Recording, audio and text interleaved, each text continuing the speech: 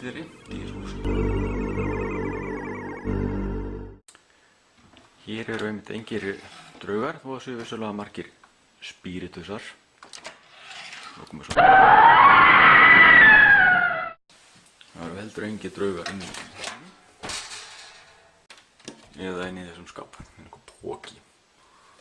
Þarna er einmitt ekki neitt. Það er svo drungalegu tröppur hérna og svo frá neðri hæð.